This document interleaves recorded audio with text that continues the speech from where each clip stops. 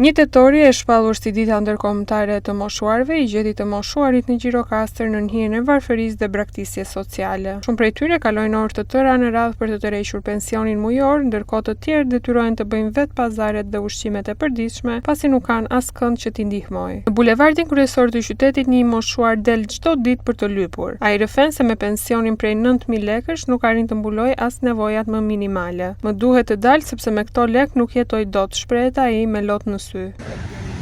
Nuk të del pensioni që del këtu? Sa lek merr? 90.000 lek.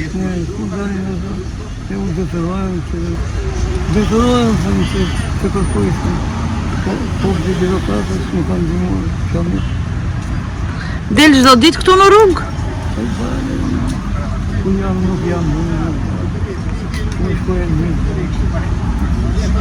Me kë jeton? Ku jeton?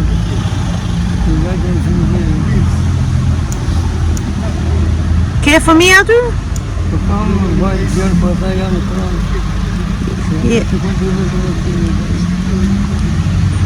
Kjo tablo e trishtë shoqëron përditshmërinë e shumë të moshuarve në Gjirokastër, të cilët ndihen të haruar jo vetëm nga institucionet, por edhe shpesh nga familjarët e tyre. Ekonomia e dobët, pensionet e ulta dhe mungesa e shërbimeve sociale i ka lënë ata të përballen të vetëm me sfidat e moshës së tretë. Dhe mirë dhe këtë na vjen, se që bëjmë fëmija. Fëmijët duan të jetojnë, kanë sakrificat e tyre, koha ka ndryshuar.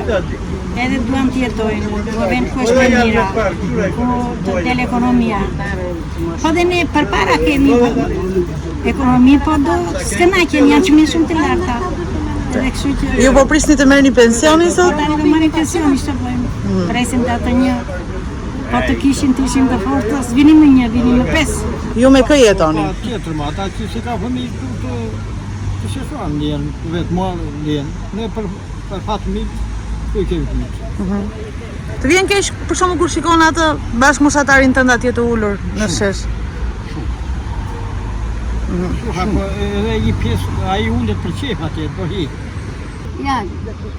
Janë 5-6 pleq në fshat të avsina jetë. Po fëmijët? Fëmijë s'ka, rinia ka ikur. Kanë ikur? Kanë ikur rinia. Po ju me kë jetoni? Dy fëmijë që kam, vajzën e kam në Greqi, djalin e kam në Angli dhe jam vetëm. Dimrit vete në Greqi, te vajta edhe beharit vej në Zullat.